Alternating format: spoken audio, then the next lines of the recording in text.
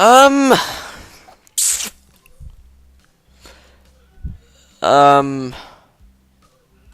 I feel like if I humor him, it would lead to my death. But if I ignore his insane rambling, then it'll still lead to my death. Huh. Oh, let's humor the bastard, why not? I have no idea what it means. Enlighten me. I just lost 1,000 yen, man! 1,000 yen! Damn, this is the worst day ever. But, what? You're kidding me. You made a bet about her nationality? What? One of the dudes in my class was bugging me about it. I gave him some of my wisdom, and he had the audacity to say my logic was wrong. Where is this? Where is it? Where is he? I want to see him! So, what did he think? Yep, Germany or something. It doesn't matter. What matters is my 1,000 yen. But he still lost. Damn, this day is ruined thanks to her. What a bitch! He looks utterly devastated as he wolfs down several clumps of his, oh my god, soggy soy-soaked rice. It only takes a few mouthfuls before he pokes his chopsticks at me, stabbing the air repeatedly in revelation. Why, I don't know. Didn't your mother ever tell you not to speak with your mouth full? He gives me a dirty look before choking down the rest of the food left in his mouth and taking a gulp of juice. It's rather unsightly. Remembering my own food sitting in front of me, I decide to get the task of eating the cafeteria food over and done with as fast as possible. The sooner I do so, the sooner the experience will be over. Thank the holy God. So, as I was saying, why would anyone want to live in that place anyway? I mean, what is there to see? Grassy plains? That's it. Lots and lots of grassy plains. I've never been to Scotland, but it is very grassy where I live. What are you trying to say? I like nature. And men in kilts. We don't have that. I'm not sure which is worse, this food or his worldview. I can feel my face being dragged down by their combined weight. Not that he'd notice. Okay. It's not that bad. Why do you care so much about her? Why do you care about her so much anyway? She's just your class representative, after all. He gives a malevolent chuckle. Were this anyone but Kenji, I'd feel uneasy at how he sounds. I finally found the chink in the Feminist Legion's army. It took a while, but I'm confident that this is going to be how we can bring down the whole system.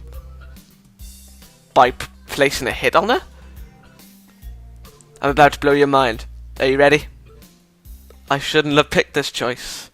I tune out his rambling for a moment as I finish my rice and start on the unappetizing soup.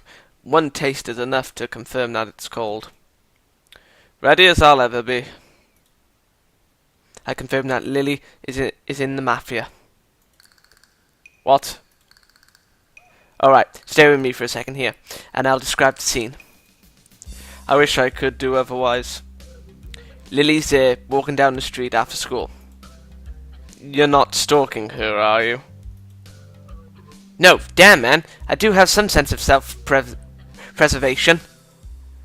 But not dignity or morals or social standards. Anyways, as I was saying, this car pulls up next to her, and guess who steps out? A man in a pinstripe suit.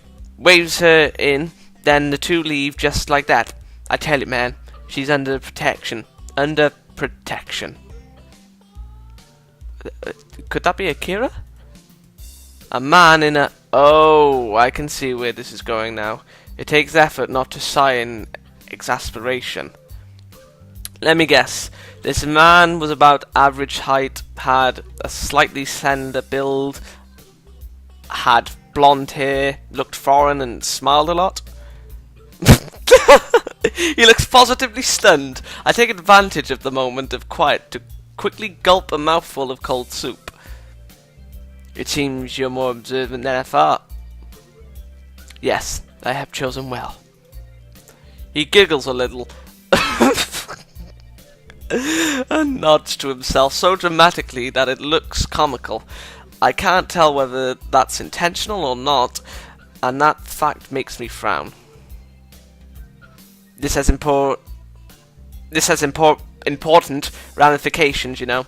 If she really is connected to people like that, then, and we're smart about what we do with this information, we could turn this into our greatest weapon against the student council. Wait, how does the student council fit into this?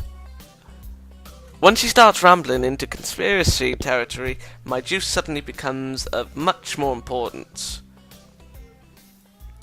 Only half listening to his pontifications, my mind drifts to the matter of Lilly and her antipathy for Shizune.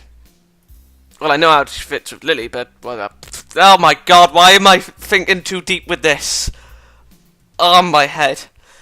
The past between them is steadily becoming more coherent, but I'm not even sure if I should be learning of her past this way. Indeed. So, now you're worried about learning about someone's past? Ugh. Even if I do work out what went on, it really doesn't seem like my business to go and interfere. You. Damn. Not having Lilly around is making my thoughts wander. I'm noticeably more bored and sullen without company, and the same goes for Hanako. All we do during lunch anymore is eat and play chess. Ah, we still do that. Come to think of it, I need to go check on Hanako after school too.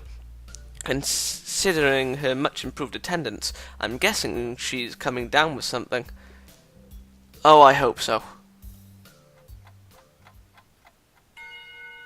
Oh, Nakai.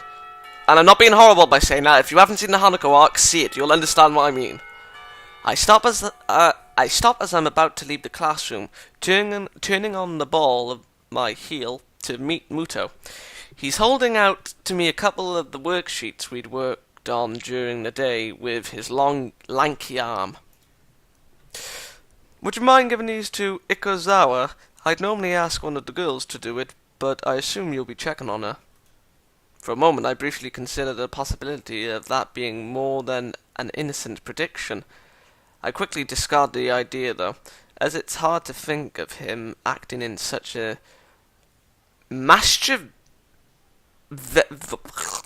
something word way. It's not in his nature. Sure, no problem. If anyone knows what that means, tell me. Please don't repeat. Walking up the hallway of the girls' dormitory, several ideas of why Hanako's been absent float around my head. I hoping she was ill. The most obvious of them is just a simple cold. Thank God, we have two people thinking. That said, she may not even be sick at all. Oh, you bastard. It's been almost a week since Lilly left, and despite her at least appearing to be normal, I've suspected she's somewhat more insecure about it than she's letting on. Bastard, why did you think that? Eventually I come to Hanako's dormitory room. Its simple brown door separating us. Her room's position next to Lilly's is extremely convenient, and probably a large contributor to their meeting in the first place.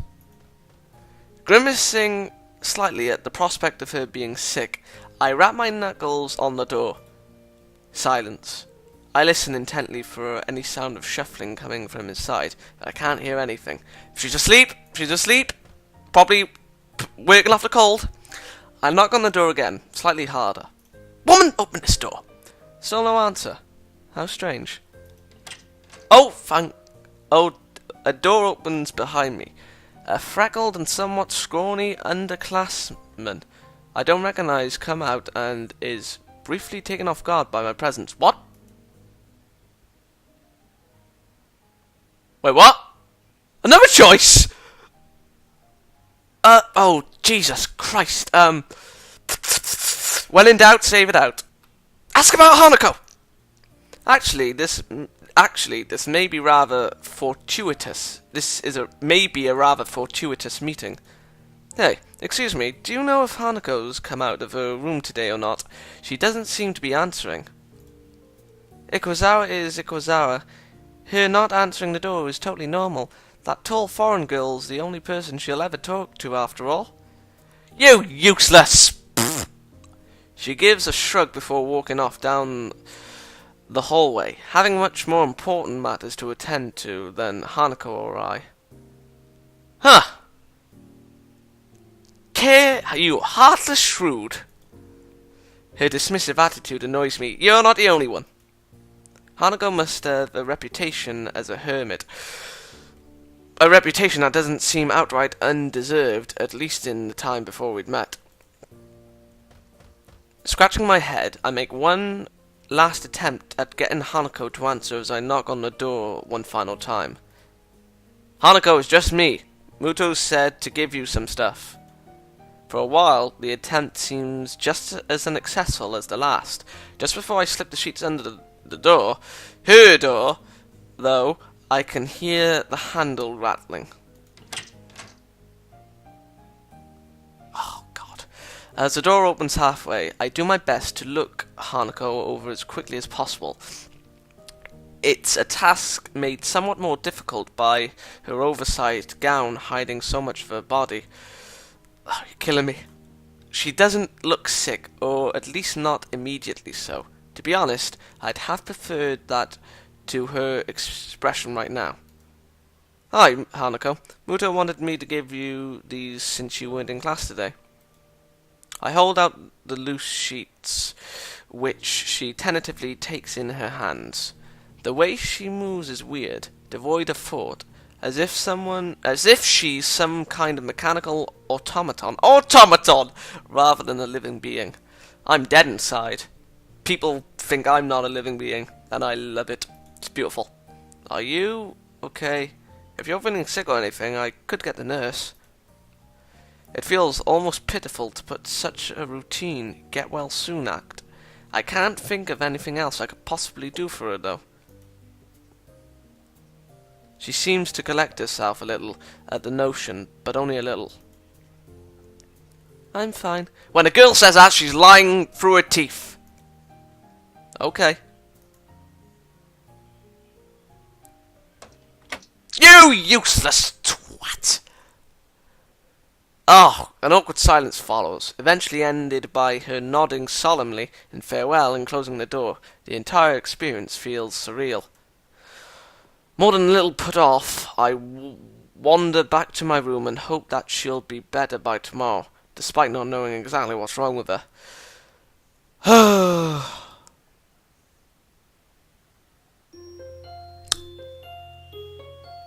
Dear God.